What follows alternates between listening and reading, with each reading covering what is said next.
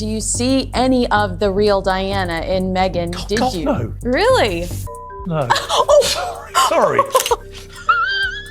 She used to charge almost $30,000 per trip. Damn! Which is why she was making good money. It wasn't on suits. Wait a minute. Back in her early days, she was totally reliant on Soho House to pay for her travel, to pay for her accommodation. Picture this. You're flipping channels on a random Tuesday night, half listening, half distracted, when suddenly the atmosphere changes. Piers Morgan doesn't raise his voice.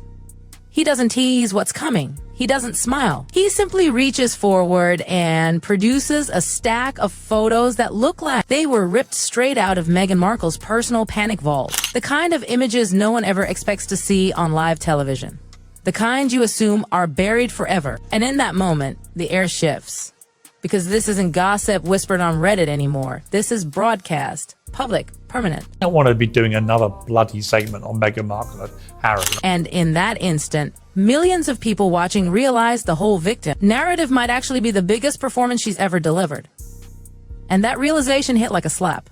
Not slowly, not gently, all at once. People didn't even need time to process it. You could practically hear the collective gasp through screens around the world. Because once those images were up, there was no one seeing them. They didn't just challenge her story. They threatened to rewrite it. And the rest of it was, and all the racism claims turned out to be bullshit. The mental health claims were all of it was bullshit. Designed to damage and attack the royal family, the monarchy, and all. Look, Meghan's built an entire brand around being this down-to-earth girl just trying to make rent in LA, but those photos painted a wildly different picture. One where her social calendar looked less struggling actress and more exclusive billionaire events. And somehow none of those connections ever came up in her humble journey. That's where the cracks started spreading fast. For years, Meghan sold the image of scraping by, hustling, barely surviving Hollywood.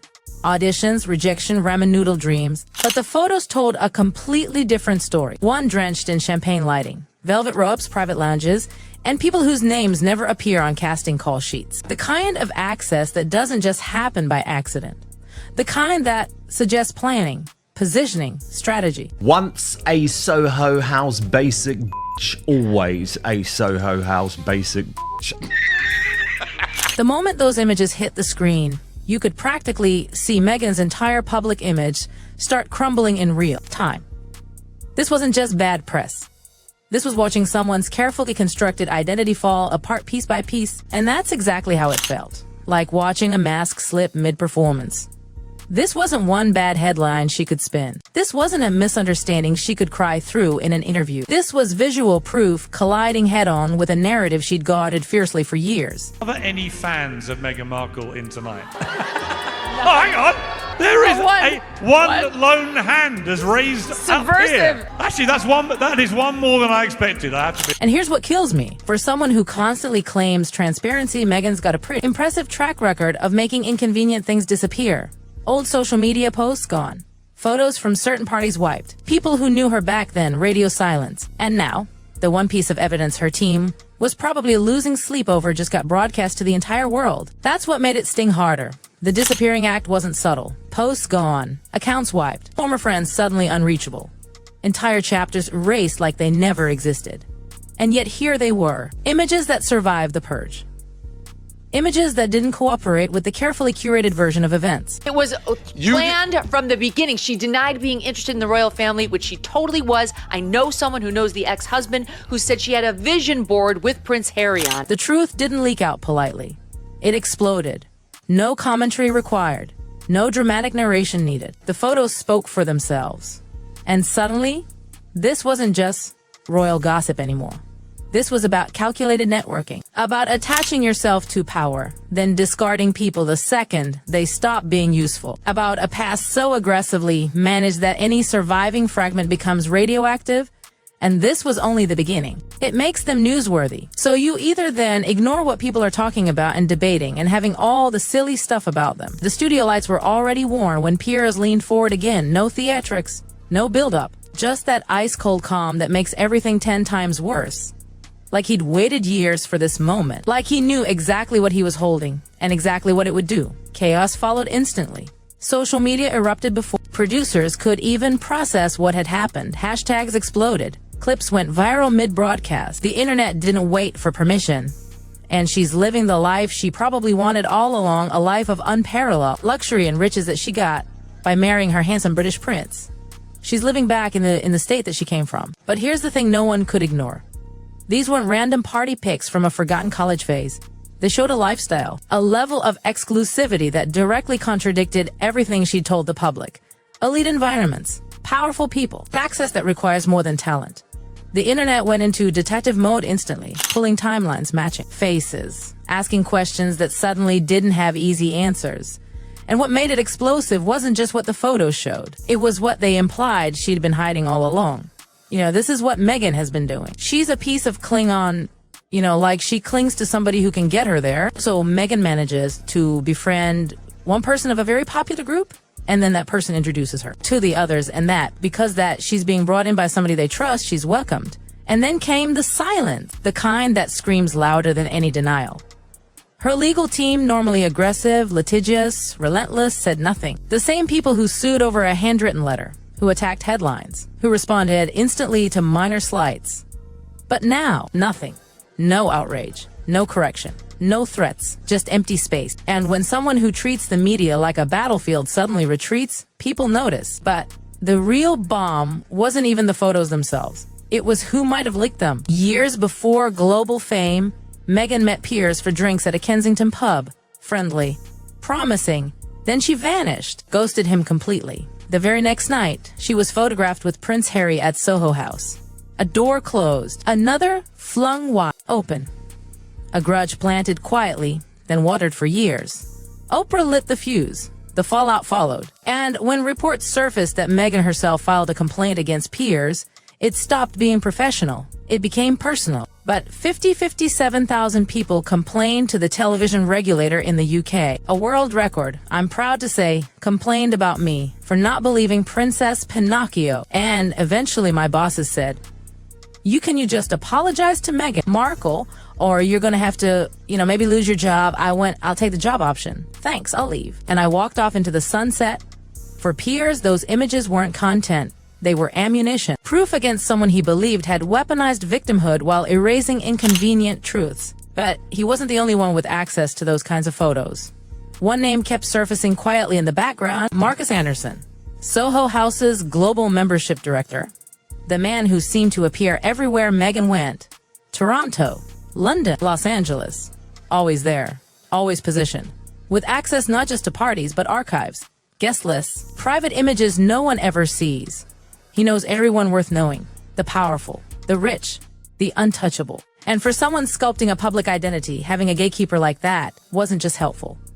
It was transformational. Rumors swirled that he wasn't just a friend, but a strategist. And many of the photos Piers should appear to come from environments only someone in Marcus's orbit could access, which raises an uncomfortable question. Did someone inside her trusted circle finally decide to expose what she worked so hard to bury? And then came the rumor that it refuses to die.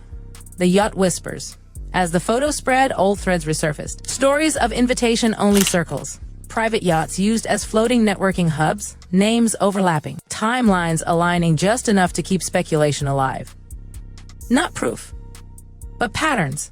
Enough to make people ask how a struggling actress afforded luxury travel, elite access, and first-class experiences that never matched her story. Some viral photos were debunked, others weren't. And that gray area is where gossip thrives. Questions stacked higher. Who funded the trips? Why were the same men appearing repeatedly? Why did the lifestyle never align with the narrative? Then Prince Harry accidentally handed critics exactly what they needed. In spare, he meant romance. What he delivered was confirmation. Soho House wasn't a casual stop. It was a sanctuary, a second home, staff who knew her routines. Corners she already owned long before he arrived. Details that contradicted her claims of minimal involvement. Harry, who's that standing next to the Queen? Is that a servant? That's what Harry wrote in his book, Spare. How stupid is this man that he actually believes it? Or is it that he wanted to believe it? That inconsistency reignited everything. How did she gain such access? Why were her circles so perfectly polished? And Harry, unintentionally, revealed more than he realized. His sincerity clashed with her calculated image. Now, and when the leaked photos collided with his memoir details, the silence that followed became deafening. This is the same woman who fought tabloids in court, who corrected lighting choices, who issued statements over podcast misunderstandings. Yet now, nothing, no denial, no clarification, just absence, and the public noticed immediately. Analysts debated strategy, respond and validate the images, ignore and hope it dies, but ignoring didn't bury anything. It magnified it. As people dug deeper, a pattern emerged, reinvention, again and again. Old identities shed when they stopped serving her ambitions. Blogs erased, relationships vanished. The Soho House era refused to disappear because it didn't fit the fairy tale. And that's why these leaks felt different. They weren't embarrassing snapshots. They were evidence. Not that her past was missing, but that it had been edited, carefully, meticulously. And as the questions keep piling up, one truth becomes harder to escape. Her past isn't haunting her because people are obsessed. It's haunting her because it was never fully erased. And now everyone wants to know what else is still hidden behind that image. And that's the part no amount of PR can smooth over. Because once people start noticing the pattern, they can't unsee it. Every reinvention begins to look less like growth and more like escape. A new version appears just as the old one becomes inconvenient. New friends replace old ones. New stories overwrite the previous chapter. And anyone who remembers too much quietly fades out of the picture. What unsettled people most wasn't a single rumor or a single photo. It was how neatly everything lined up when viewed together. The access, the timing, the sudden leaps from one world to another without the usual struggle in between. Hollywood doesn't work like that for most people. Doors don't just swing open unless someone on the inside turns the handle. And those photos suggested the handle had been turned long before the public was told the story. That's why the silence lingered like smoke. Not a word, not a correction, not even a vague dismissal. For someone who has always fought to control the narrative down to the smallest detail, that quiet felt intentional, almost defensive. As if responding would unravel something even bigger. And the longer nothing was said, the more people filled in the gaps themselves. Because gossip thrives where explanations don't exist. Every unanswered question becomes fuel. Every erased post becomes suspicious.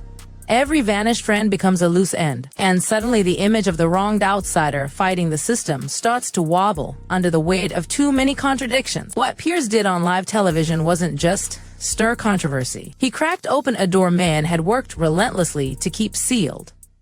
And once that door opened, it revealed not just photos, but a history layered with ambition, access, and choices that don't align with the story she sold the world. And now, no matter how carefully the image is managed going forward, the doubt is already planted. People aren't just listening anymore, they're watching, scrutinizing, comparing, waiting for the next silence, the next disappearance, the next chapter quietly rewritten. Because once the illusion cracks, it never quite goes back together the same way.